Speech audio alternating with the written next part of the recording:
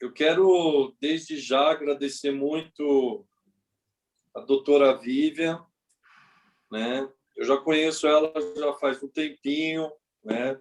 Temos muitos amigos em comum, né? Ela é mestre em gerontologia, ela é professora no curso de psicologia do NASP, atua como psicóloga clínica há mais de 19 anos, aceitou assim, super de bom grado o nosso convite. É um assunto bem interessante que ela vai passar para a gente. Eu, principalmente, eu estou ansioso para ouvir essa palestra, né? Porque tem uma nenenzinha que está vindo aí, né? E que a todos nós, né? Seja muito valoroso, né? Esses momentos. Vivian, os momentos que seguem, doutora Vivian, são todos seus. E, desde já, agradeço aí. Obrigada, Anderson. Obrigada pelo convite. Eremita, oi! Eremita foi minha aluna durante um tempo lá no colégio. É um prazer ver você de novo, depois de um tempo, agora colega de profissão. Opa! É bom poder conversar um pouquinho com vocês. Essa é uma das disciplinas, é parte de um conteúdo das disciplinas que eu leciono aqui no colégio, que estão relacionados ao desenvolvimento humano. E o desenvolvimento do caráter é parte das nossas responsabilidades enquanto indivíduos, né? Enquanto processo do desenvolvimento, a gente faz parte desse caminho, e é bom poder estar aqui com vocês para a gente conversar um pouquinho a respeito disso. Eu queria pedir que a gente pudesse não só ficar na forma, né, de palestra, mas que a gente pudesse trocar algumas ideias. Quem quisesse interromper pode entrar, isso não é nenhum problema. Gosto mais, eu acho que a gente cresce mais quando a gente pode trocar, quando a gente entende ou diverge, a gente cresce também por aquilo que a gente não sabe, por aquilo que a gente não concorda. Então, vai ser muito bom, acho que fica mais legal se a gente puder trocar. Então, é um prazer estar com vocês e vamos aos processos. Uma dúvida, eu posso passar slide? Eu estou como co-anfitriã, qualquer coisa nesse sentido? Alguém pode compartilhar comigo ou vocês não usam de slide, aí a gente vai por outro processo? Se não rolar, não tem problema. Já está liberado, tá? Pode compartilhar. Estou liberada? Ok, muito obrigada. Vamos ver se eu consigo aqui. Porque esse processo de ser professora, eu tento, às vezes, separar, mas, às vezes, eu não consigo. Então, às vezes, eu falo que, às vezes, talvez eu não seja uma boa palestrante. Como professora, eu talvez engane, mas como palestrante é um pouquinho mais difícil. Mas aí a gente vai junto nesse processo. Quando o Anderson me chamou para falar do desenvolvimento do caráter, fui atrás de algumas definições para a gente entender do que exatamente a gente estava falando e o que implica isso. E um dos lugares que eu procurei foi no livro Orientação da Criança. E lá ele tem uns processos que, como eu posso dizer, nos responsabilizam grandemente por esse desenvolvimento. A primeira parte que ele traz, o primeiro trecho que ele traz, está na página 164, que diz que o caráter é obtido por esforço perseverante. Não é tão simples assim. Ele é influenciado por todo o ato, tudo que a gente fizer, tudo que a gente entrar em contato, influencia a gente dentro desse processo de alguma forma. E aí ela reforça isso. Todo ato da vida, por mais insignificante, tem sua influência na formação do caráter. Um caráter bem formado é mais precioso que as possessões mundanas, e moldá-lo é a obra mais nobre que os homens em que os homens se possam empenhar. Então, por mais insignificante seja o que a gente vai fazer, ele influencia. E moldá-lo é de uma grande responsabilidade. E a obra mais nobre que a gente possa se colocar, né? Se empenhar. E aí vem uma outra questão. O caráter não vem por acaso. Não é determinado por uma explosão de um temperamento ou um passo numa direção errada. Então, ele não surge do nada e ele também não acaba do nada. É a repetição do ato que faz com que se torne hábito e molda o caráter, seja para o bem ou seja para o mal.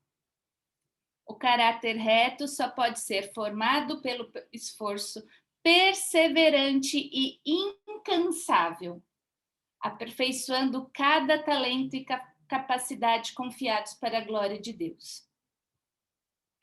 Esforço perseverante e incansável. A gente não vai conseguir, não é uma obra simples para a gente resolver. Né? Isso vem de um esforço contínuo. E uma das coisas que eu acho interessante na fala da irmã White é que ela não fala só do esforço contínuo e perseverante na ação do outro, na formação do caráter do outro. Isso também diz respeito à formação do nosso caráter enquanto indivíduos, e também é nossa responsabilidade estarmos em constante desenvolvimento. Então, não dá para pensar, e aí a primeira questão que eu queria trazer para vocês, não dá para a gente pensar em influenciar, moldar o caráter do outro, se a gente não tiver num esforço perseverante em relação à construção do nosso próprio caráter. Que não é uma coisa que fica pronta, não é uma característica que fica pronta, mas é uma característica que a gente constrói a todo tempo. Então, quando a gente for falar do desenvolvimento do caráter, das características de uma criança, não esqueçam da gente fazer uma pergunta também do fortalecimento e do desenvolvimento do nosso caráter. De como é que está isso. Isso também, para a gente formar o caráter de uma outra pessoa, a gente vai ter que estar dando conta de formar e fortalecer o nosso também. Então, a missão é dupla. A gente vai trabalhar com a formação da criança e a gente vai formar também o nosso ao mesmo tempo. Ok? E aí eu tenho uma primeira pergunta. Como é que, quando a gente fala de formação de caráter, o que vocês acham, ou por onde a gente faz isso? Qual é o caminho para a gente conseguir isso com as crianças, mais especificamente agora? Por que caminhos? O que a gente precisa fazer para isso? Doutor, eu acredito que a primeira coisa é o exemplo, né? Uma das coisas importantes é o exemplo. Disso a gente não vai escapar. Pelo exemplo. Isso, Luciana. Como é que a gente sistematiza? Quando a gente sistematiza o nosso exemplo, a gente está falando de quê? De educação? Quando a gente fala de educação de uma criança, a gente não está falando só necessariamente naquilo que a gente fala de educação formal dela. Ok? E aí, um dos grandes, as professoras, as pedagogas que estão por aqui, talvez possam concordar comigo. Parece que isso foi todas essas funções de educação, não só da educação formal, das ciências, da matemática, da história e do português, não só isso foi delegado à escola. Agora parece que a educação também está na responsabilidade da escola. Mas isso não é só função da escola, isso também é. Mas a maior parte dessa responsabilidade está na mão dos pais. Quando a gente fala de educação, a gente está falando dos pais. Patrícia Brito é minha aluna que está aqui, botou até o RA. Sopro, é que já está automático, né? Na hora que mandaram o link, eu falei, eu tenho que entrar. Você viu? Você não pode fazer nada de errado nesta vida, que onde você vai tem aluno para você encontrar. Ainda bem que a gente anda corretamente e fala as mesmas coisas aqui na sala e vai encontrando as pessoas. Mas é que a base que a senhora está usando é de Ellen White, né? Então interessa bastante, porque ela é incrível em todos os aspectos, né? E na sala de aula é outra teoria, porque é desenvolvimento humano, então usam outro tipo de livro e tal. E tá indo muito bem, tá agregando bastante. Obrigada por isso. A gente vai chegar ali também. Não se preocupe, não escaparemos da aula de desenvolvimento humano. Pelo menos de alguns aspectos. Tá bom, senhora Amanda, tá tudo certo. Tá tudo certo. O privilégio é meu. Então, vamos lá. Uma das coisas que a gente pensa... então, quando a gente fala de caráter, a gente está falando de educação, né? A gente molda o caráter das crianças pela educação. E a gente tem formas de fazer isso, né? A gente tem formas de pensar e de agir pela educação. E a forma como a gente vai fazer isso vai influenciar diretamente no tipo de pessoa que essa criança vai se tornar. Então, eu tenho várias possibilidades para educar, só que a possibilidade que eu escolher vai resultar num produto específico. Não dá para colher uma coisa e querer plantar de outra forma. Uma das coisas que alguns autores da psicologia discutem é o tipo de educação. E uma das coisas que a gente vem discutindo em psicologia e pensando em formas de educação é o que a gente vem chamando de corregulação. O que implica isso? Hoje a gente vê muito, a gente tem outras formas da gente pensar isso. Quando a gente pode ser incisivo, a gente pode ser democrático, a gente vai chegar naquele... Alguns autores trazem esta possibilidade para a gente, o que eles chamam de corregulação.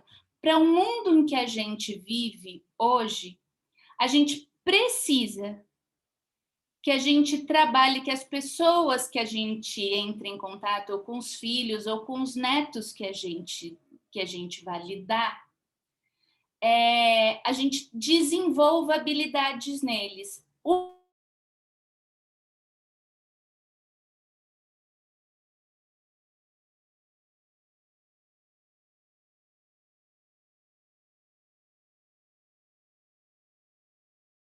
Essa definição daqui a um pouquinho, mas os pais não podem deixar a supervisão de lado.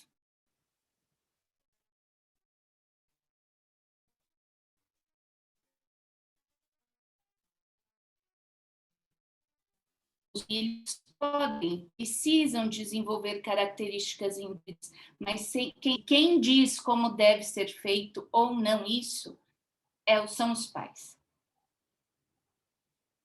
Ok? Não dá para a gente tirar essa responsabilidade. Hoje a gente vê muita...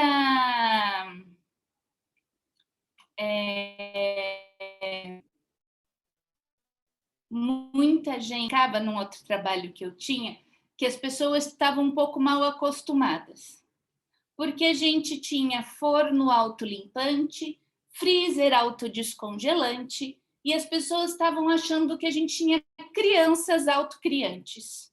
Depois desse monte de facilidade, é só deixar que as crianças se desenvolvam, vão dar um jeito de se criar. E esta não é uma realidade.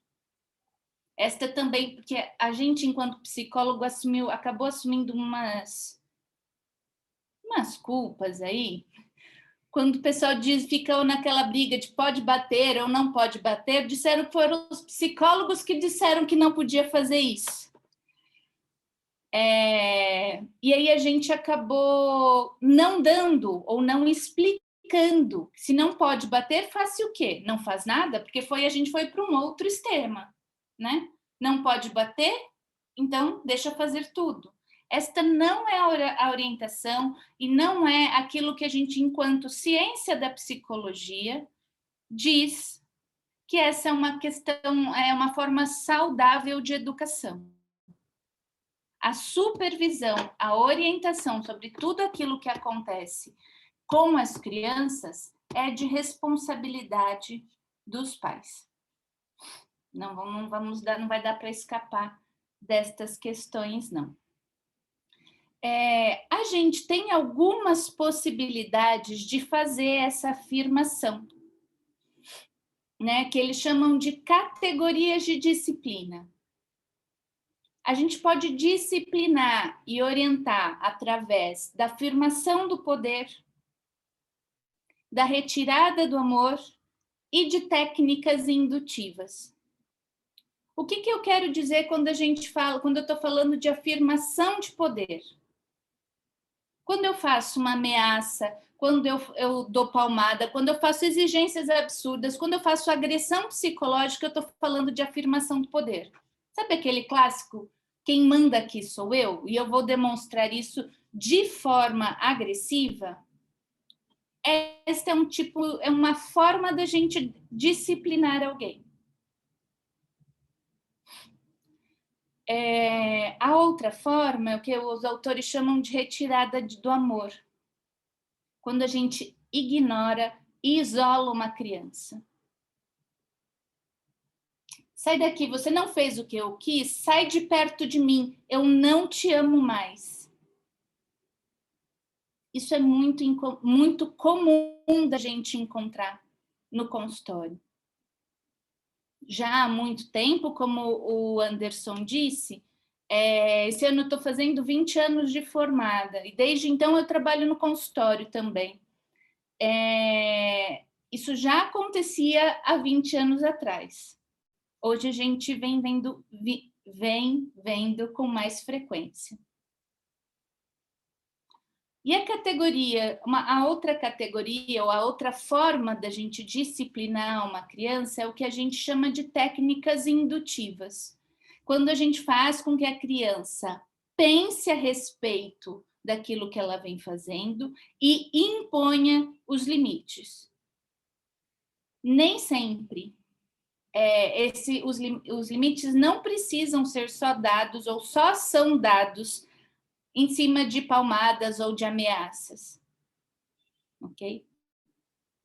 Quando a gente faz uma criança, desde muito cedo, raciocinar sobre aquilo que ela fez, pensar e fazer escolhas e limitar aquilo que ela pode ou não pode fazer, a gente está falando de técnicas indutivas de disciplina. Ok? E uma observação que é importante, quando as crianças tendem, como acho que foi o Fernando quem disse, elas aprendem e se moldam através do exemplo.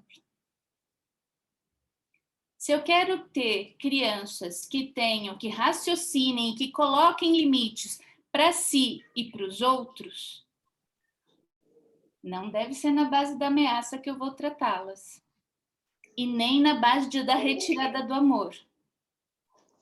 Compreendem? Faz sentido até agora? Ok? Anderson e a sua esposa, eu tô por vocês. Se vocês fizerem assim, eu tô levando em consideração que as pessoas estão entendendo que só vocês estão de câmera ligada. Ah, aqui, ó, tem outros alunos que estão dando até joinha para mim, isso é reforço positivo, para eu dizer que as pessoas estão entendendo. Outro estudo sobre criação de filhos que a gente tem é esse estudo da Bauerhind. E ela fala de 4 estilos de criação. Então, o primeiro estilo seria um estilo autoritário, onde o controle e a obediência são inquestionáveis.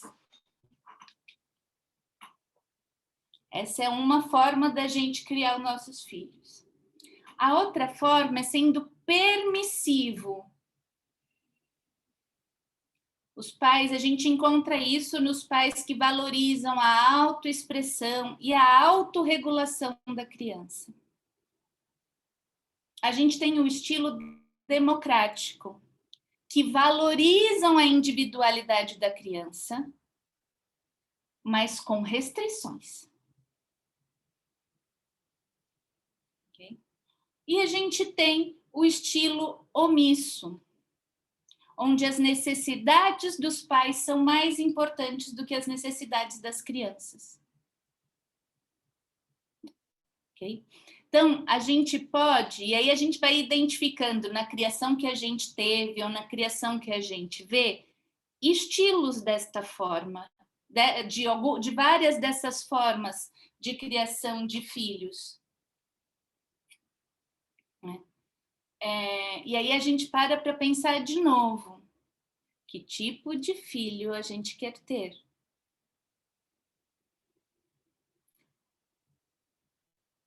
O que a gente tem das pesquisas, onde também pensando em produção de saúde dessas crianças, a gente fala, a gente tem encontrado estas características de crianças mais saudáveis, mais produtivas também, mais facilidade de socialização no estilo de criação democrático. Né? Quando eu consigo respeitar o outro, mas eu boto limite ao outro também, no que ele vai fazer com o outro e do que ele vai fazer comigo. Então, aquilo que eu faço com eles, eles vão reproduzir nas ações com eles depois. E a gente vê uma porção de crianças que tratam seus coleguinhas com autoridade, que não são se não respondem dessa forma, sentam a mão no coleguinha.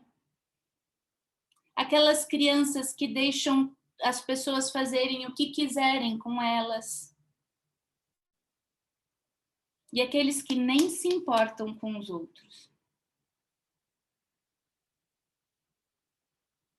Isso vai estar baseado na forma e pelo estilo daquilo que ela aprendeu, na forma como ela foi educada.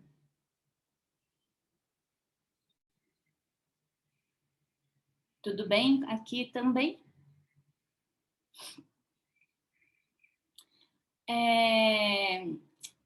Muito obrigada. Diana sempre me ajudando na sala de aula, sempre dando um joinha. Uma das coisas eu tinha falado com vocês lá atrás, que uma das coisas que a gente precisa ajudar a criança a fazer é desenvolver o que a gente chama de autorregulação. Que a gente precisa ensiná-las a ter controle sobre o próprio comportamento. E quando eu falo isso, eu estou falando que a gente precisa ensinar as crianças quais são os padrões dos comportamentos que a gente quer que ela siga. Então, quem define o que é comportamento correto e o que é certo e o que é errado são os pais. E quando ela desenvolve o autocontrole, ela se comporta segundo esses padrões, mesmo quando esse cuidador, os pais, ou responsável, o professor, não está presente. E isso depende de processos de atenção, como, por exemplo, a capacidade de monitorar emoções negativas. Então, quando eu falo para uma criança, você não vai comer o doce agora, você vai ter que esperar. Esperar me traz uma emoção negativa. A emoção positiva seria da satisfação imediata. Agora, quando eu falo para uma criança que ela tem que esperar, eu estou falando que ela vai ter que lidar com a insatisfação, com a frustração de não ter o que ela quer na hora que ela quer. E qualquer um não gosta de passar por isso, não é só criança. A gente gostaria de ter só emoções positivas.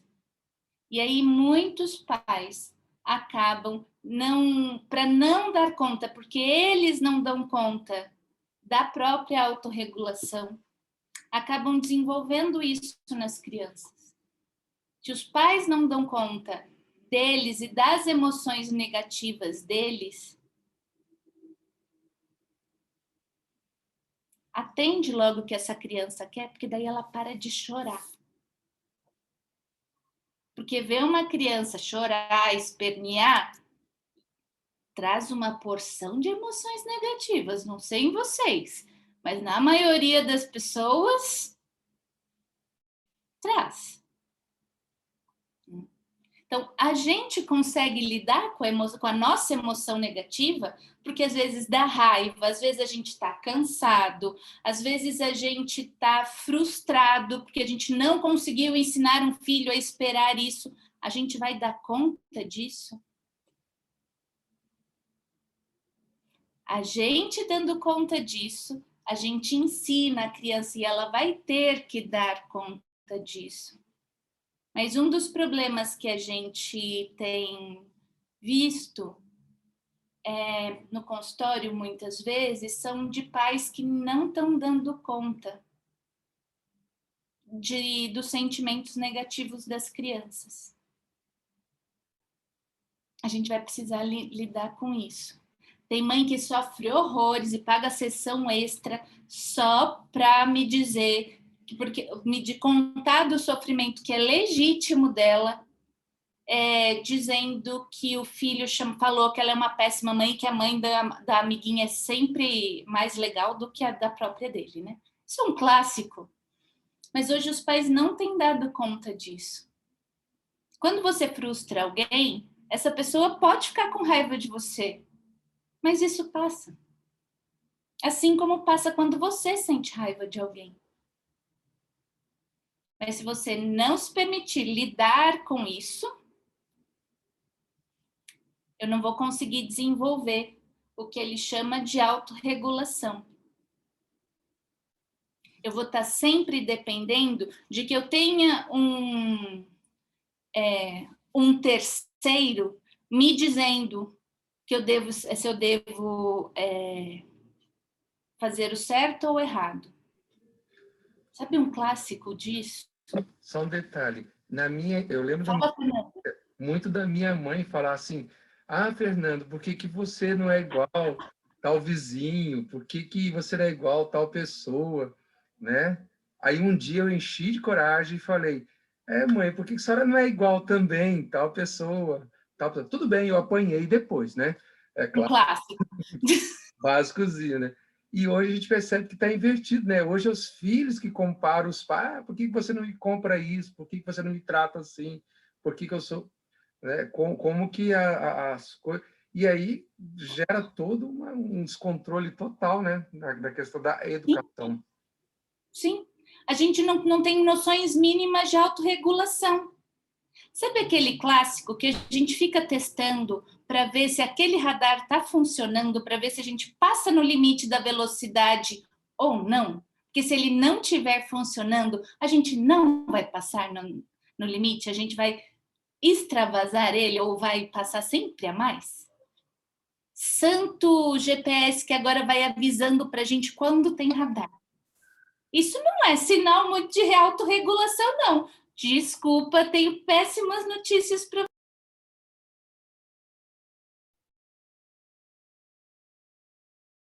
Fiquei silenciosa, voltei. Isso. Se eu estou precisando do outro, vulgo radar, para me dizer que eu devo fazer o certo, é porque isso eu não aprendi o que é certo ou errado em mim ainda. Como é que a gente está ensinando isso para as crianças? Fala, Daça. Então, levando isso em consideração, o exemplo que o Fernando deu, que ele viveu, e o que você está falando agora, me surgiu uma dúvida. Porque logo no início, o próprio Fernando falou que a gente aprende com um exemplo, certo? Uhum. Qual foi o exemplo que ele teve da mãe dele? Né? Foi exatamente dela comparando ele com os amiguinhos que ela julgava terem um melhor comportamento do que o dele. Uhum. Então, ele pensou, se minha mãe faz isso comigo, então eu também vou fazer a mesma coisa com ela, né? Então, na minha cabeça, esse exemplo que ele deu, não seria que ele estava testando ela, eu nem sei que idade que ele tinha, se ele tinha capacidade para pensar, não, vou testar a minha mãe até onde eu posso ir, mas talvez por ele ter visto esse comportamento dela, né, essa forma dela de conversar com ele, de julgar ele, e ele falou assim, não, então se ela pode fazer isso comigo, então eu também posso fazer com ela, porque é o exemplo que ela estava dando. Uhum. E puxando o gancho desse exemplo, eu também penso que nesse momento, ao invés dela ter batido nele, talvez ela poderia ter parado ali e pensado, nossa, se ele está fazendo isso, se ele está falando isso para mim, o que levou ele, né, a ter esse tipo de argumento para conversar comigo. Então, talvez ele teria sido um bom momento para ela parar, pensar não só de bater, que foi um impulso, né?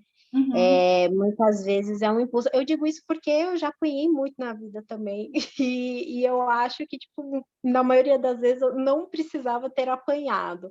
Talvez algum outro recurso teria funcionado melhor, mas enfim. Esse um passo antes, né, de parar e pensar como é que eu vou resolver isso, que eu entendo que as mães da geração do Fernando, que deve ser próximo da minha geração também, são de outra ordem. Né? Hoje, por exemplo, não sei quantos irmãos você tinha, Fernando? Nós éramos em 3, a diferença é de 4 anos. Eu sou de 77 e as minhas irmãs de 71. Né? E naquela época era assim, se eu estava, visita chegava na sala, todo mundo para a cozinha. Visita era o máximo em casa, né? Mas eu posso ser sincero com a senhora, doutora, nessa época eu respondi sim, porque eu estava com raiva de ser comparado, viu? Foi um né? E eu acho que a minha mãe entendeu como um desrespeito, né? Ela, como desrespeito, ela usou vamos dizer assim, a ferramenta que ela tinha quanto ao desrespeito, né? E referente à raça, também a gente tem os negativos, porque a gente fala, nossa, se minha mãe faz isso, eu não vou querer fazer isso com os meus filhos. Então, você pode ter um exemplo e querer ser o contrário desse exemplo. Né? Então, por isso que eu volto aí lá na fala da irmã White. Esse é um processo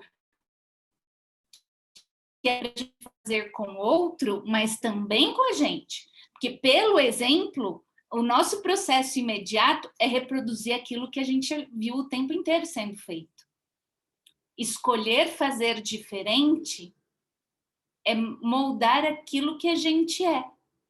Né? E hoje, uma das coisas porque antes as mães e pais, né, reagiam dessa forma, entendiam como desrespeito, o básico era apanhar. Hoje a gente vive numa geração com muito acesso à informação, mas com medo enorme de frustrar o filho. E algumas famílias têm aceitado o desrespeito. Sabe aquela coisa de tomar um tapa de uma criança e pensar, ai, foi sem querer.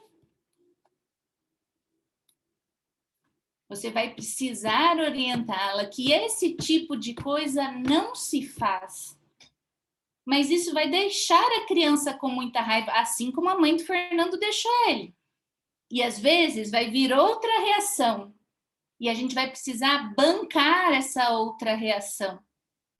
Né? E hoje a gente tem condição de se informar. Hoje a gente tem famílias com muito mais informação, com muito menos filhos, às vezes em melhores condições de vida, mas que se abstêm dessa responsabilidade de ensinar a lidar, por exemplo, com a raiva.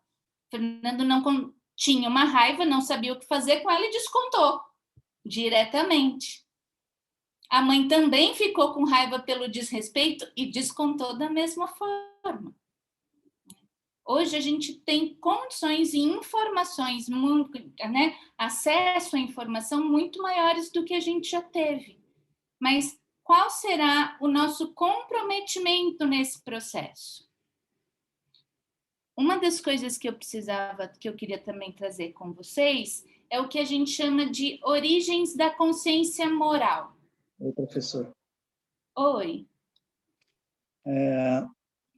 Isso nunca aconteceu comigo, né? Mas eu também tive uma criação bem anterior da do Fernando. Imagina como é que era, né? Uhum. Era 12 irmãos.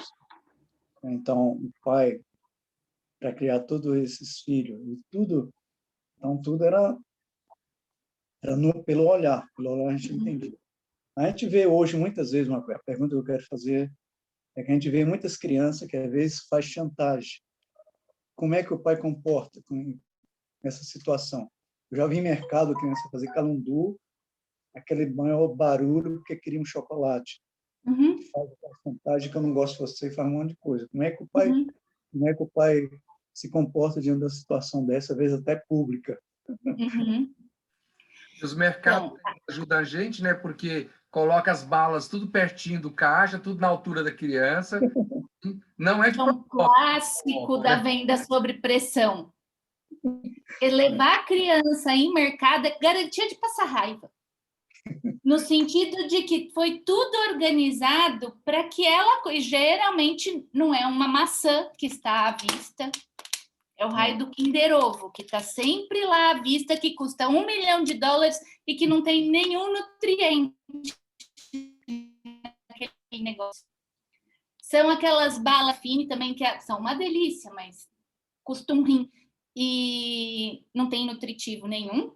Então, isso é feito para que isso aconteça. E aí a gente entra, Sr. Nivaldo, né? Sr. Nivaldo, naquilo que a gente falou da autorregulação, que é da capacidade de lidar com sentimentos negativos.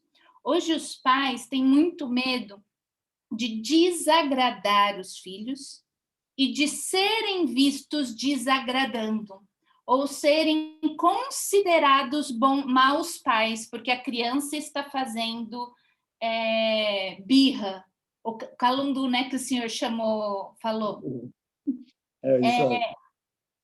E aí, por a gente tentar responder a uma expectativa que não é nossa, é de responder ao outro, de não dar conta de lidar com este sentimento negativo, a gente acaba abrindo.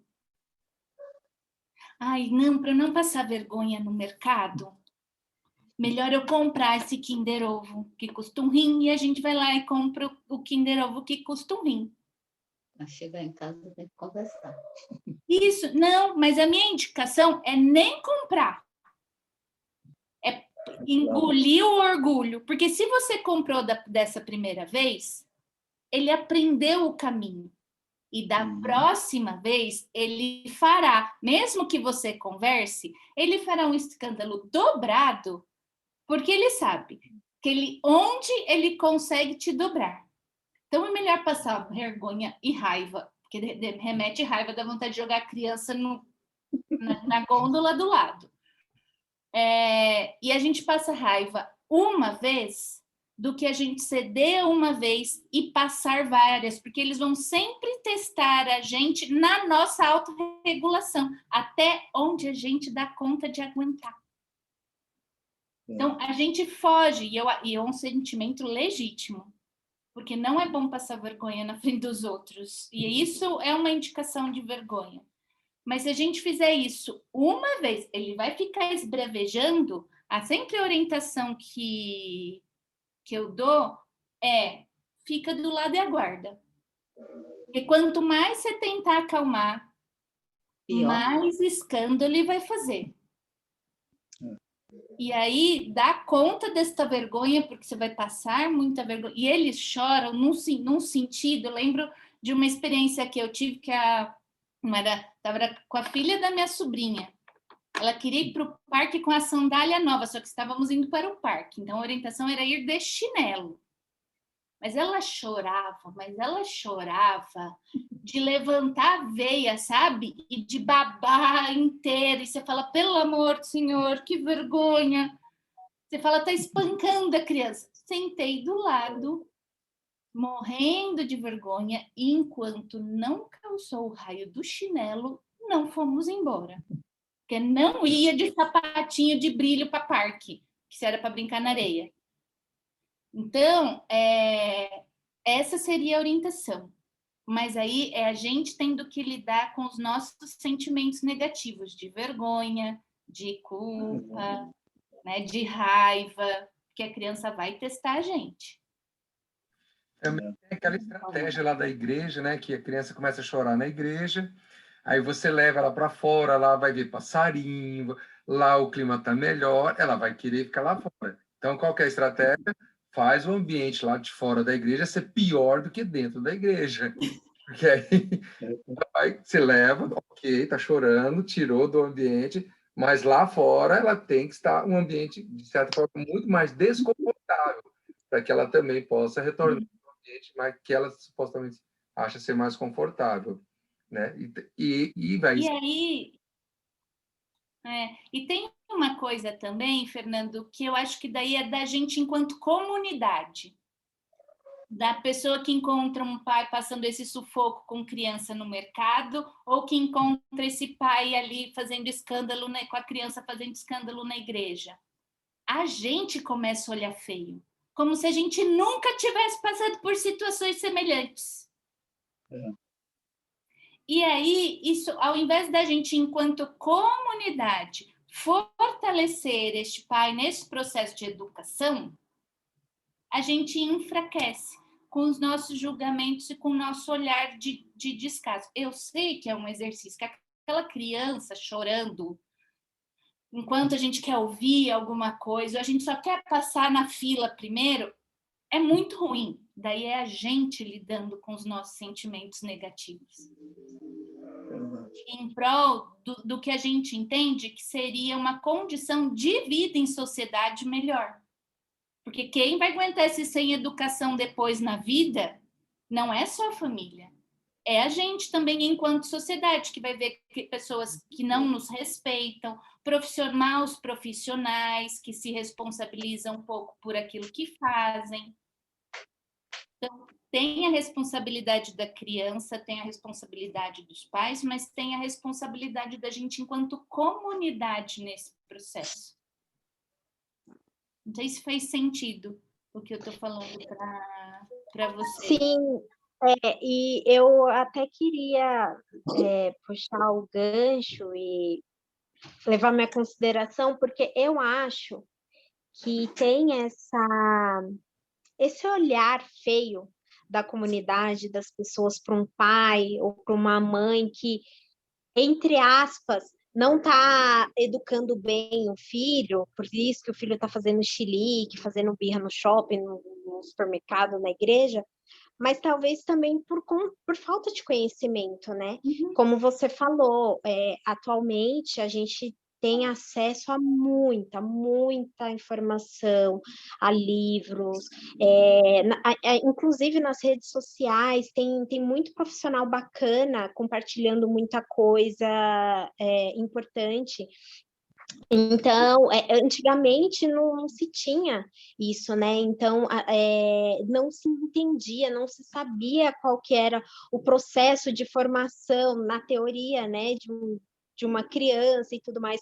Então, eu digo isso por mim, porque agora que eu tenho filho, eu estou buscando mais informação, né? Para dar a ele a melhor educação possível. E hoje, tipo, se eu vejo uma criança numa situação dessa, dando um chilique, eu só penso assim, nossa, ela está se autorregulando. É exatamente isso que eu penso, entendeu? Antigamente, quando eu nem pensava em ter filho nem nada, eu, gente, o que está acontecendo, né? Tipo, e o pai ali não sem fazer nada, você fica sem saber o que fazer. Então, realmente, a informação, ela abre muitas portas, muito a cabeça também. Amém. Esquecendo que uma informação não colocada em prática causa obesidade mental, né, doutora? Uhum. A gente não tem, se não tem o que fazer com ela, não serve para muita coisa. Um último, chegando no finalzinho, eu não sei, Anderson, até que hora que eu tenho? Você disse 40 minutos, aí agora já são quase 9 horas. Fique à vontade, fique à vontade. Então, cuidado, meus alunos estão aqui de prova que se fica à vontade, eu vou indo, que eu já fiz eles irem para depois das 11 na aula. Eles não estão me deixando mentir. Olha aqui, Letícia rindo. Então, não dá para ficar à vontade, porque é sexta-noite, a gente entende, não me deixa assim tão liberada. Minha autorregulação para tempo, quando eu estou falando, não é muito fortalecida.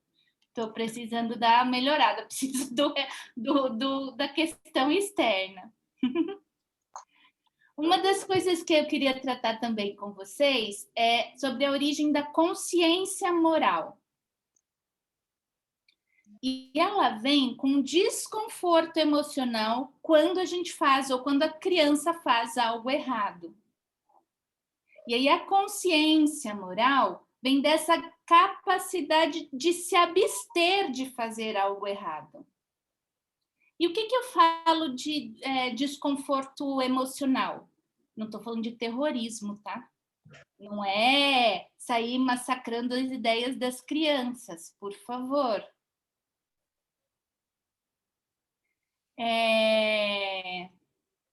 Vergonha. Vocês já viram as crianças que vocês têm acesso? O quanto elas ficam mexidas quando vocês vão contar para outra pessoa algo que ela fez de errado?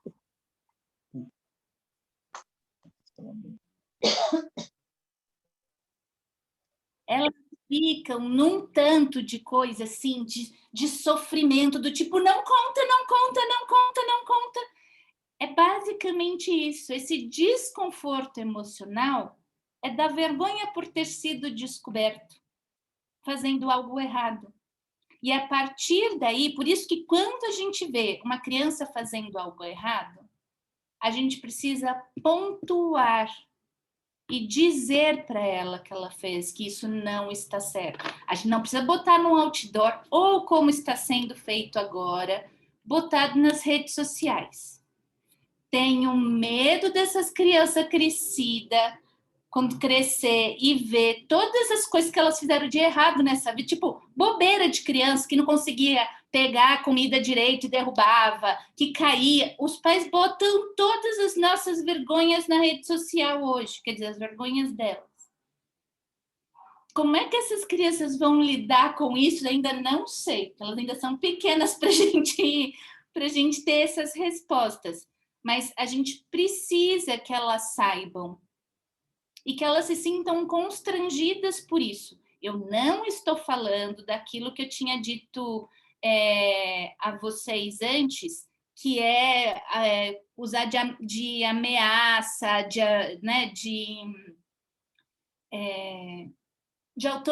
de autoritarismo, não é isso.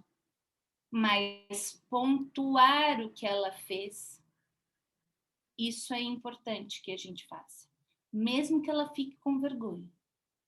Você não precisa sair contando para todas as outras pessoas da família. A vergonha que ela já passou por ter sido descoberta já seria suficiente. Ok?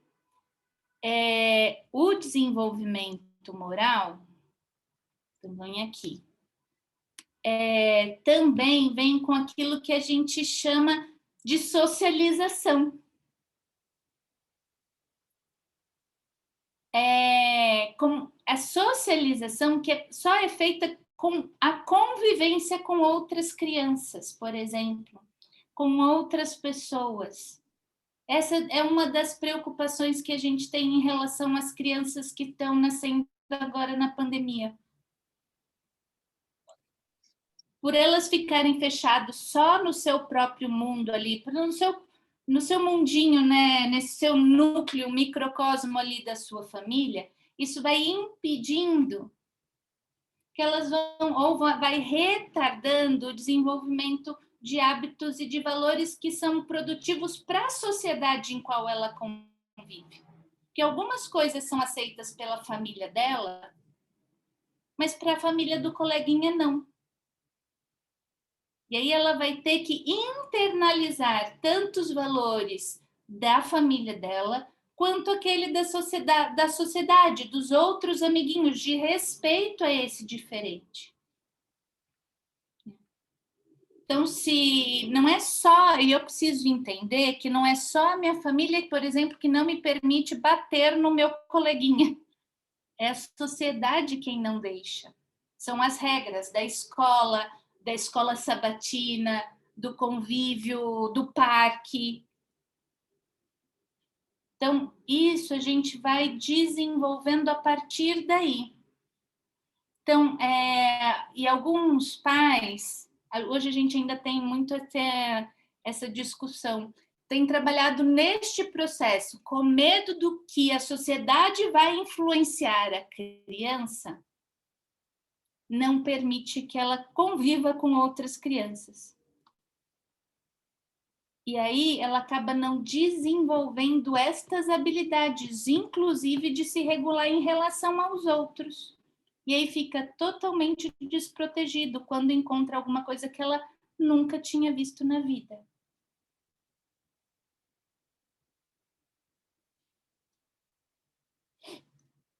Ok? Essa habilidade também é Daça. Por isso a nossa preocupação com esses bebezinhos que estão nascendo agora na pandemia.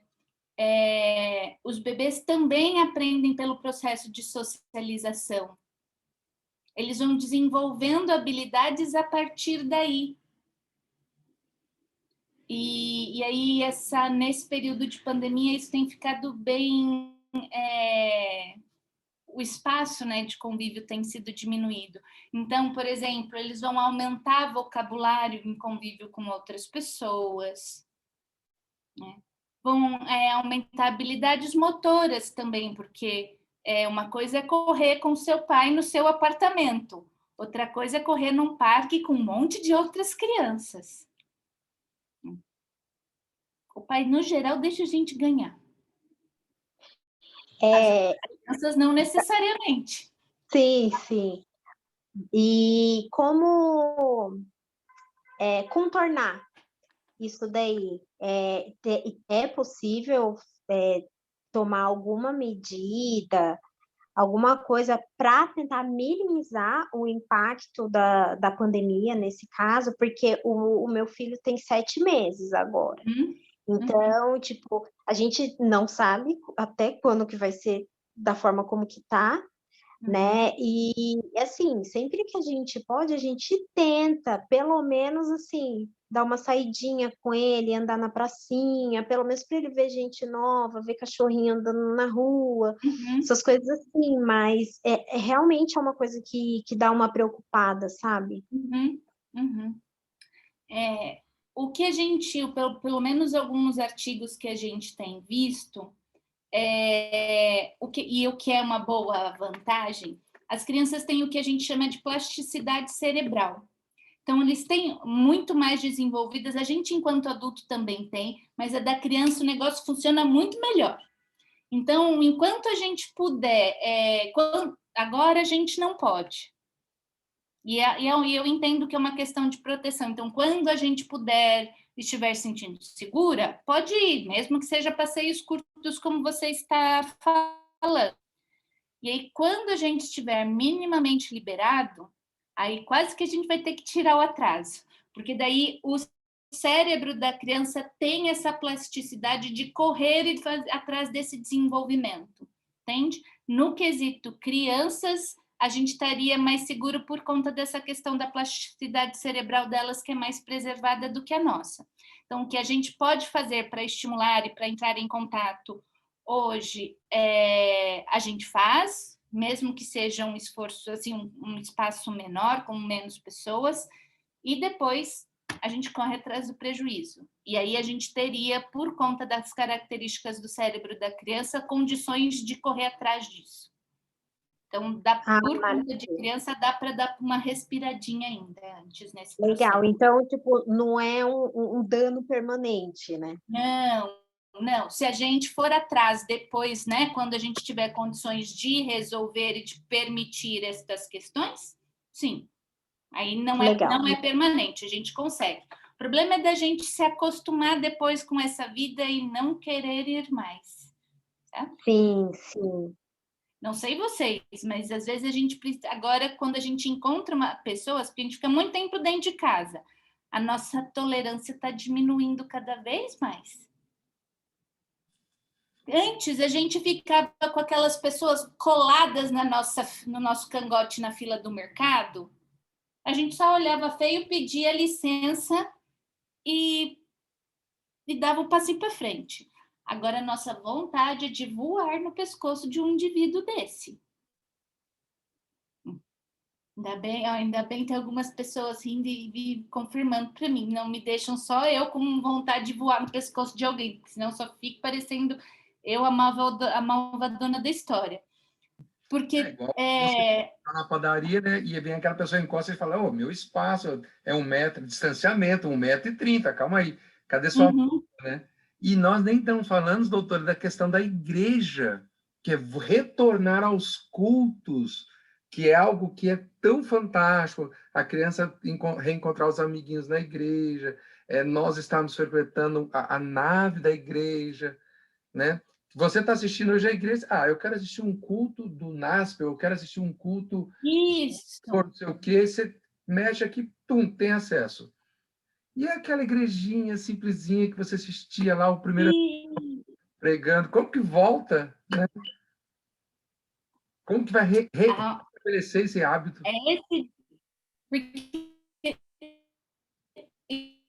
E aí a gente vai ficando mais exigente. Naquela outra igreja não acontecia isso. Porque naquele lugar não acontecia isso. Isso é exercício. Senão a gente vai ficar muito chato, não vai querer conviver com os nossos irmãos nunca mais. Porque, por princípio, a gente tem limitação. Assim, a gente não vai fazer tudo direito. A gente vai cometer erros, e a gente e o outro, mas a gente está querendo muita tolerância para os nossos erros e tolerando bem pouco os erros dos outros. Né? E eu não estou falando nem de divergência política ainda, porque a gente não vai entrar neste assunto, que é sexta-feira. Deixa isso para lá. Vixe, Flávia, que aí é outra aluna aparecendo aqui também. A gente solta até foguinho pelo olhar. E solta mesmo. Então, isso é processo. Desenvolver a autorregulação numa criança é tanto processo para a criança quanto para a gente. A gente não está totalmente desenvolvido nesse processo. Não dá, e aí a gente precisa se responsabilizar por esse processo e escolher os caminhos que a gente quer. Eu posso ter uma educação ou ter um estilo de criação autoritário? Posso. Eu vou ter consequências por isso. Eu vou ter uma pessoa autoritária do meu lado. Tudo bem quando eu ficar velha e eu querer que alguns dos meus desejos sejam respeitados e a pessoa disser, quem manda aqui sou eu porque você é velha e não mandem mais em nada, tá tudo bem? Se tiver tudo bem.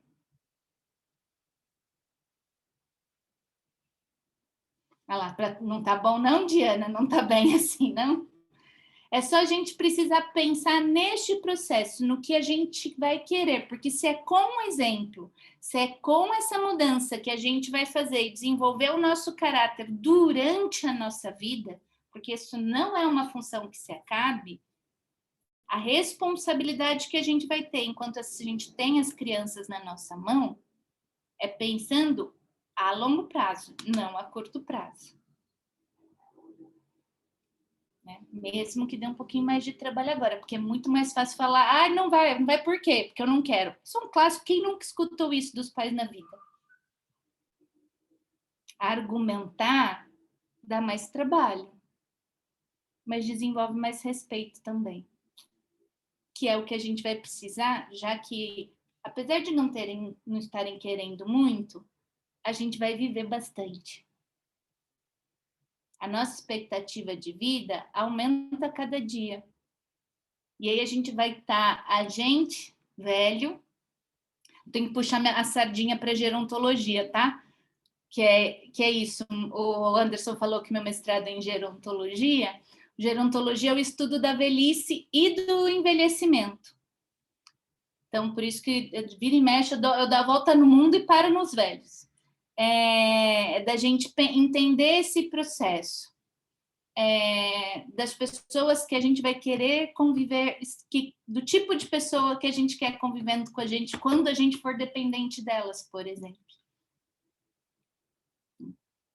Mas a gente vai fazendo isso no processo, com a gente e com o outro, o tempo inteiro. Não é porque a gente não fez ou porque a gente já está mais velho que está tudo perdido. Isso continua sendo uma responsabilidade nossa, o tempo inteiro. Fácil? Jamais. Mas a orientação era que tudo que viesse à nossa mão, a gente fizesse bem feito. Então, que a gente faça isso pelos outros e pela gente também. E mesmo que a gente, às vezes, se atemorize com essa missão, aí a gente volta lá para Josué. Não te mandei eu? Ser forte e corajoso. Não temas e não te espantes, porque o Senhor teu Deus é contigo por onde quer que andares. Essa não é só uma frase de guerra, mas da missão que a gente enfrenta ou das missões que a gente escolhe pela vida. E, inclusive, quando a gente está falando de desenvolvimento de caráter da gente e das pessoas pelas quais a gente é responsável.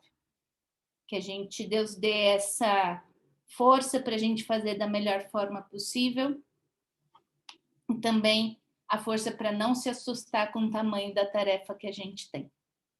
Acho que essa era a minha fala para hoje. Espero que tenha servido se pelo menos de cutucada em alguns pontos para a gente.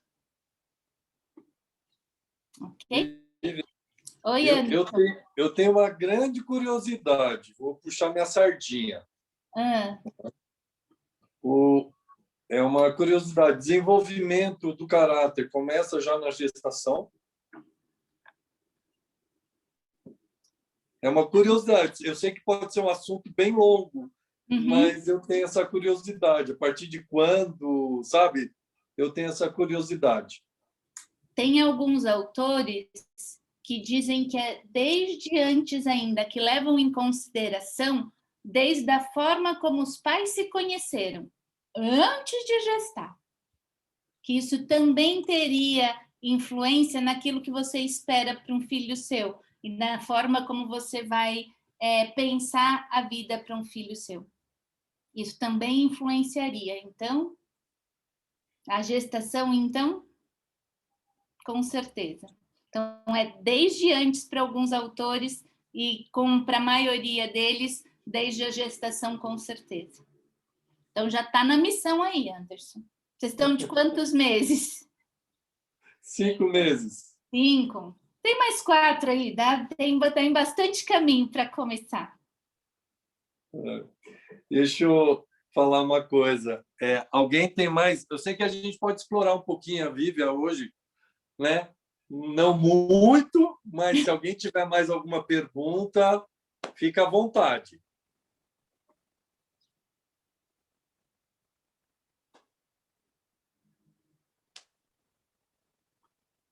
Eu acho que olha, tem.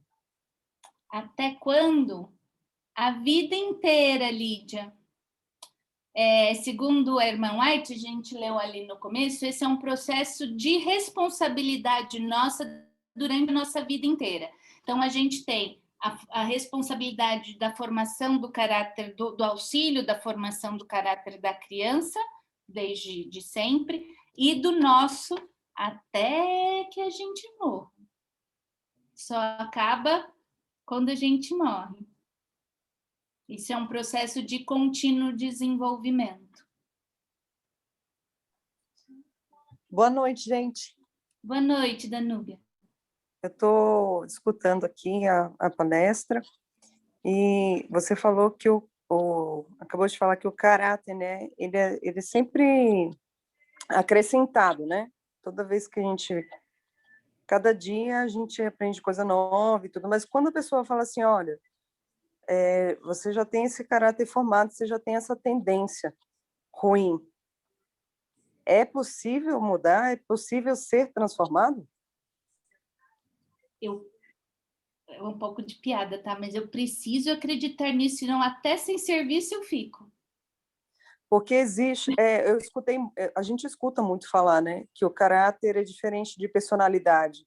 Uhum. E que quando o caráter está formado, não tem como mexer. É aquilo que a pessoa tem. E a personalidade dá para você... Tem como explicar a diferença? Então, muitas teorias hoje já... tem algumas teorias da psicologia mesmo que dizem que a gente se forma... Tem as nossas características e as nossas...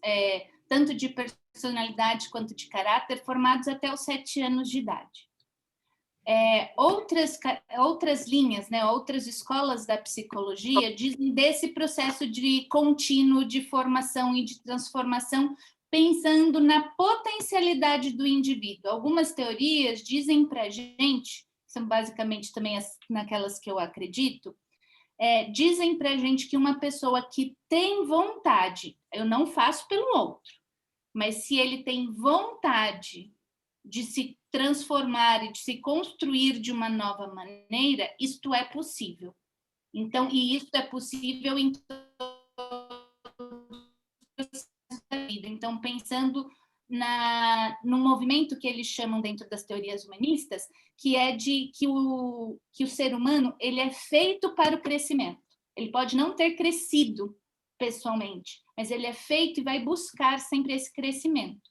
Então, às vezes, a gente consegue isso em alguns aspectos sozinho, pela criação e pelos grupos pelos quais a gente frequenta. Às vezes, a gente vai precisar de um auxílio profissional, então, por isso a gente busca terapia de alguma forma, mas pensando sempre na potencialidade do ser humano, na possibilidade de transformação. E aí eu fico pensando que quando Jesus diz ao ladrão da cruz se ele se arrependia, se ele queria fazer diferente naquele momento, e a gente tem um relato de que essa pessoa se arrependeu e se constituiu outra pessoa naquele momento e vai estar salva por conta disso. Então, também é uma transformação. Né? Não mas pensando só no aspecto da caráter e a personalidade. Oi? Mas que tem a ver com o caráter, então. Sim. Sim. Nesse sentido. Muito obrigada. Por nada. Agora, eu tenho uma outra pergunta. Até os 7 anos, então, que eu acho que é a primeira infância que chama, né? Não tenho certeza, eu não lembro. 7 anos a gente já está na segunda infância. Ah, tá. Tá, mas esses estudiosos que falam até os 7 anos, o que seria, então, até essa idade? O que é formado? É só curioso. Quem diz basicamente isso, meninos dos meus alunos que não me deixam... eles não tiveram aula de psicanálise ainda. A galera que está aqui ainda não teve. São os autores psicanalistas, o Freud é um dos exemplos dessas pessoas, e aí eles dizem que até os 7 anos a gente se desenvolve com todas as características que a gente vai permanecer durante a vida.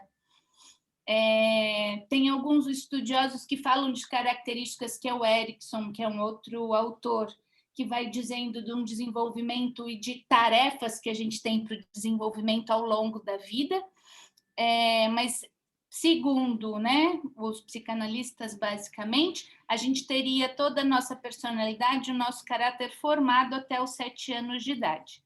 Depois são só adaptações ao redor deste mesmo tema, não mudaria muita coisa. Mais funcionais ou menos funcionais. Sim, entendi. Eu acho que eu sou mais dessa primeira linha que você apresentou mesmo, porque a gente se vê em constante aprendizado, né, e mudança, então, por isso que eu achei interessante isso daí. Obrigada. Obrigada, Dá. Tem uma pergunta da Débora no chat que diz assim: hoje em dia, os pais estão cada vez mais ocupados, intolerantes, e quando seus filhos pedem algo, muitas vezes eles preferem dar para ter paz. Até que ponto isso é bom? Como motivar a criança sem passar dos limites? Então, a primeira pergunta. Isso não é bom em aspecto nenhum, Débora. Você dá alguma coisa que você não considerou que é bom, se você dá algo que é bom, sei lá, ele está pedindo brócolis, e ele está insistindo em brócolis e é hora de comer brócolis, você pode dar. O problema é que, no geral, não é isso, né? Ou está pedindo mais jogo de videogame, ou mais tempo no videogame, ou mais doce, ou mais tempo acordado. Então, isso, em hipótese alguma, é bom. Muitas vezes também, que quando a gente dá para ter a nossa paz, a gente está naquele tipo de criação que é negligente. Eu estou pensando no meu bem.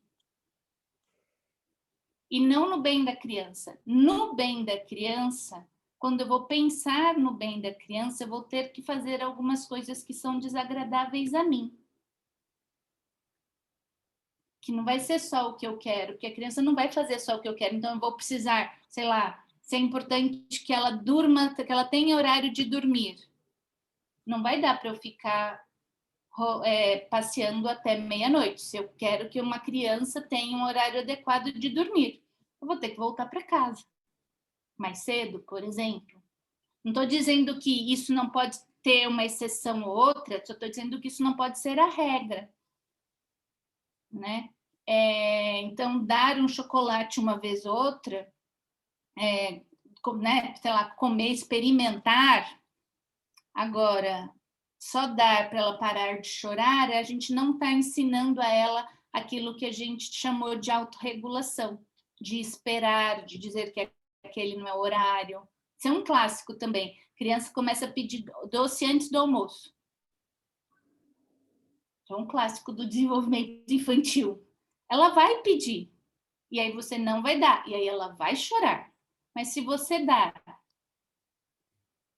ela provavelmente não vai comer aquilo que precisa comer depois.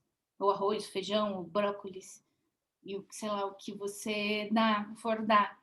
Então, isso é sempre prejudicial, tanto para a questão da autorregulação, quanto para as características que os pais querem desenvolver nelas. Então, isso, no geral, isso nunca é bom.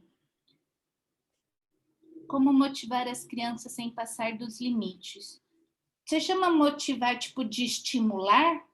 Porque a gente tem hoje muito excesso de estímulo para a criança, muito videozinho para aprender, muitas cores, quartos, não sei se é isso que você quis se referir. Uma das coisas que a gente vai pensar em estímulo ou motivação para as crianças é o tempo da criança. As crianças vão se mostrar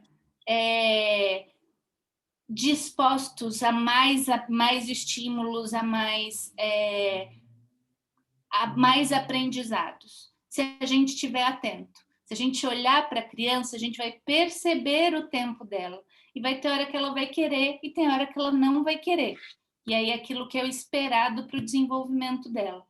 Às vezes, hoje a gente tem, e acho que essa é uma característica, talvez o seu Nivaldo até concorde comigo, que diz que tinha um monte de irmão. Antes, não é que os pais não amavam os filhos, mas eram muitos filhos. Então, você amava um pouquinho cada um, se a gente puder fazer essa divisão, esse exemplo bem chucro. Sei lá, o seu Nivaldo disse que tinha 12 irmãos. Toda a atenção e todo o cuidado era dividido entre os 12. Hoje, os pais têm 1, 2. E aí toda a atenção, todo o afeto fica muito focado em 1 ou 2 crianças. E aí essas crianças mal podem respirar, porque toda a atenção, todo o cuidado, todo o respiro, todo o dinheiro, todas as coisas vão para elas. E isso pode ser excessivo nesse sentido, porque aí a gente acaba sobrecarregando essas crianças, né?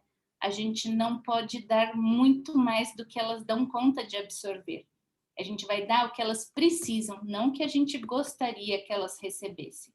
E aí a gente vai precisar ficar atento a estes sinais que as crianças vão dando. Não sei se eu respondi, se fez sentido para você. Sim, doutora. Eu sou professora e vejo muitos casos de alunos que falam: eu ganho do meu pai, mas você já tem celular novo, mas se eu quiser outro, eu recebo. Uhum. E muitos alunos falam: meu pai falou que se eu passar de ano, eu vou para a Disney. Se eu isso, aquilo. Então, são trocas que eu acho que não são necessárias, não são saudáveis. A criança ela tem que saber as suas responsabilidades. Então, ela não tem que estudar e pensar em passar de ano pensando em ir para a Disney. Ela tem que pensar no futuro dela. E isso eu acho que o pai e a mãe têm que ter essa consciência de implantar na criança. Uhum. Isso, né? Sim, tem algumas coisas, por exemplo, que não são negociáveis porque são obrigação. Estudar, tomar banho, escovar o dente. Princípio básico. Isso não se negocia com criança. É preciso que eles façam isso, apesar de alguns pais negociarem esse tipo de coisa. Estudar é responsabilidade. E estudar nem sempre é legal. Princípio básico. Tem coisa que a gente vai gostar mais, tem matéria que a gente vai gostar menos, mas isso é nossa responsabilidade. A gente pode ir para a Disney, e devemos, inclusive, poder viajar para onde a gente gosta, que seja para outro lugar. Mas isso não deve estar atrelado àquilo que é nossa responsabilidade. Né? Não dá, se você toma banho, você ganha mais meia hora de desenho. Não negocia banho, vai ter que tomar banho. Com meia hora de desenho a mais ou sem meia hora de desenho a mais, é banho. Entende? A gente pode negociar um pouco assim, em vez de tomar banho às 5 horas da tarde, a gente pode negociar o horário do banho? Negociar o horário do banho a gente pode. Negociar o banho, não. Porque a gente precisa ter dentro da gente, enquanto responsáveis pela criação, aquilo que não é negociável. Né? Então, os cuidados com a saúde, os cuidados com a educação, isso a gente faz. Não necessariamente negocia. A gente pode até comemorar, passou de ano, vamos comer uma sobremesa legal. Isso a gente pode até fazer, mas o peso precisa ser equivalente. Não é a gente transformar a nossa vida inteira por conta disso, porque, passou de ano no segundo ano, foi para Disney, no terceiro vai fazer o quê? Vai para onde? E daí isso vai ser sempre insuficiente, né? A gente não está aprendendo a lidar com essas questões nesse sentido. É simples, é só o pai virar para o filho e falar, não fez mais que sua obrigação. Esse é um clássico. Não, a gente pode dizer, olha, parabéns, você devia ter feito isso mesmo. Né? Algum reconhecimento pelo esforço não é um problema. Sim, que a gente escutava muito isso quando era pequeno, então... É um clássico. Eu não quero passar isso para minha filha, é lógico.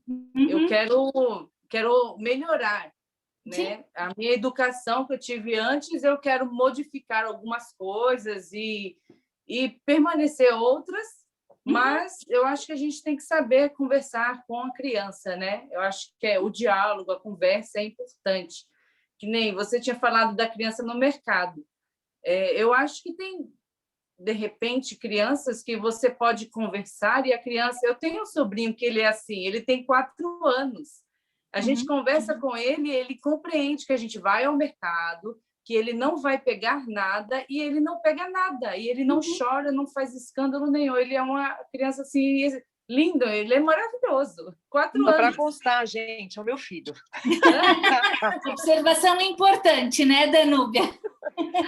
Sim, a gente conversa muito. Então, ele é muito, muito, muito obediente nesse sentido também, né? Ele é muito bonzinho. Então, nesse sentido, a gente conversa bastante com ele, porque para ele entender. E era isso também que eu queria te perguntar. Porque a gente tem exemplos que, quando a gente conversa antes, a criança entende. E quando a gente conversa, que tipo de assuntos que a gente poderia antecipar para ele, para que ele também entendesse, mas não desenvolvesse a ansiedade. Porque, às vezes, quando você fala, olha, filho, hoje nós programamos isso, isso e isso. Às vezes, a criança ela fica muito ansiosa e ela vai desenvolvendo, né, a ansiedade nela. Então, a gente vê isso. Eu tenho exemplos na família que também, quando você antecipa muitas coisas, ou quando você antecipa de acordo com a criança, ela desenvolve essa ansiedade. Então, isso que vocês falaram, a gente está falando de um estilo de criação democrático. Você sabe que a criança vai querer o doce, um clássico, querer o Kinder Ovo, quem nunca? Essa é da individualidade da criança, você vai reconhecer isso e vai colocar o limite. Hoje não tem Kinder Ovo, e a gente faz isso desde sempre. Tem uma criança, uma sobrinha também, que acho que uma das primeiras palavras que ela aprendeu foi combinado. Porque a gente falava, olha, hoje a gente vai para o parque, mas não vai comer algodão doce, combinado? Antes ela só fazia assim com a cabeça, até que ela aprendeu a falar combinado. Ah, tem que ir, mas tem que comer alface, combinado? Combinado. Então, a gente não vai negar que a criança vai ter o desejo, mas a gente vai dar esta informação antes.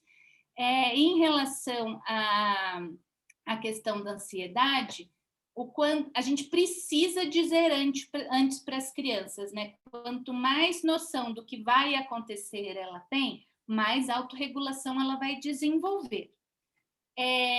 Comportamentos ansiosos são esperados, e a ansiedade nem sempre é ruim. Você ficar ansioso por uma coisa boa, do tipo não dormir numa noite anterior a uma viagem, é uma ansiedade que a gente entende ainda como boa, porque a gente está esperando algo realmente como bom. O que a gente fica de olho é na questão de quando essa ansiedade paralisa. Aí a gente estaria se relacionando não a uma ansiedade, mas um transtorno de ansiedade, né? Quando você não consegue fazer as coisas por conta de estar ansioso. Então, isso são diferenças, mas no geral, a gente vai dando sempre informa antes. Mesmo que ela pergunte 385 mil vezes se falta muito para chegar quinta-feira, ou se falta... a gente não dá, por exemplo, crianças que ainda não têm noção de tempo, de conseguir dividir os dias da semana, não adianta falar que quinta-feira a gente vai em tal lugar. Ela nem sabe quinta-feira, então vai ficar, hoje já é quinta-feira, hoje já é terça-feira, A gente vai dando informação conforme ela dá conta de receber. Então, no geral, não dá tanto antes, porque antes você vai ter que responder 580 mil vezes. Mas, se não é uma ansiedade que paralisa, que tira sono, assim, por dias e dias a fio, tá tudo bem. Esses são dos sentimentos que a gente vai ter que aprender a lidar para a vida adulta também. Isso não é um problema. Nossa, doutora, eu estou percebendo que nós vamos ter um segundo encontro, pela quantidade de perguntas, tá? E, doutora, em termos geral, o que você acha que nós podemos, assim, para encerrarmos, né? Para poder termos assunto para a segunda vez, né? A chamada 2 da doutora. Uhum. Em termos geral, nós temos a reestruturação do nosso pensamento, a reprogramação. Nós, como adventistas, temos a conversão, né, que realmente faz a diferença nesse processo. Qual seria, então, digamos assim, o suprassumo para a educação? Assim, gente, se fizer isso, o caminho pode dar muito certo, para a gente poder fechar com esse pensamento. Qual que você acha que seria o fechamento, assim? Essa é uma das coisas que é base também para a teoria da psicologia com a qual eu mais me identifico, é a responsabilização. A gente se responsabilizar por aquilo que a gente faz pela gente e pelo outro, mesmo que a gente erre, porque a gente vai errar um monte, porque isso também é princípio básico. Mas se a gente estiver responsabilizado nesse processo, a gente volta e tenta fazer de novo, melhor do que da outra vez.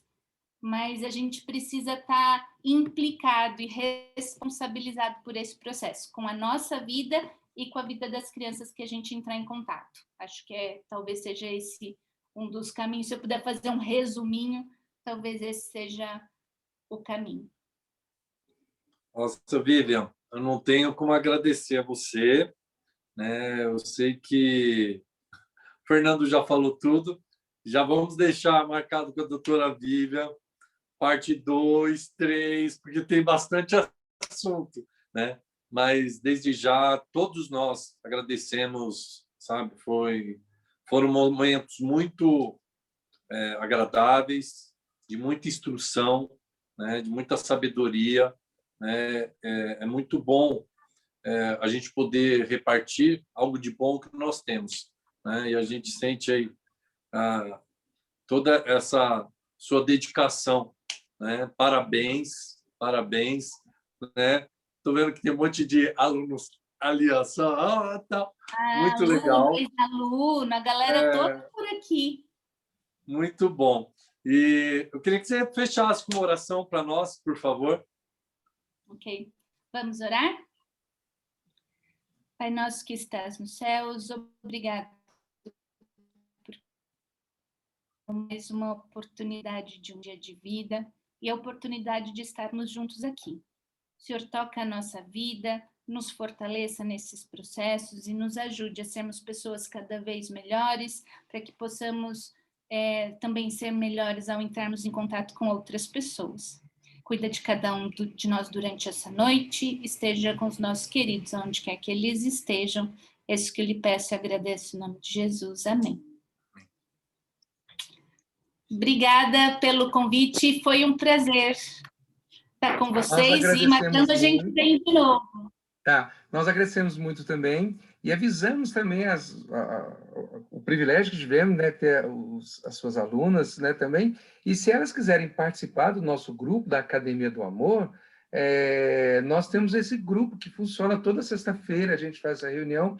Eu vou disponibilizar aqui no chat o link, que se você tiver no celular, basta tocar, que ele já vai jogar você diretamente no nosso grupo. E se você quiser estar no computador, basta clicar. E aí você vai pertencer à nossa comunidade da Academia do Amor, tá bom? Muito obrigado. Boa noite a todos e um bom sábado para todo mundo. Boa noite, obrigada. Beijo, boa noite. Boa noite, Lê. Boa noite, Vi. Rita. Flávia, boa noite. Boa noite, meu amor. Feliz sábado. Feliz sábado. Boa noite, Diana. Boa noite, obrigada. Tchau, boa noite.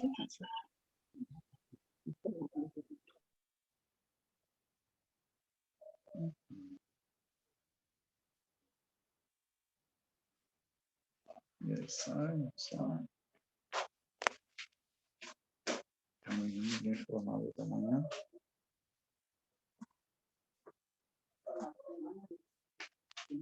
Nossa, tem mensagem aqui para mais de metro.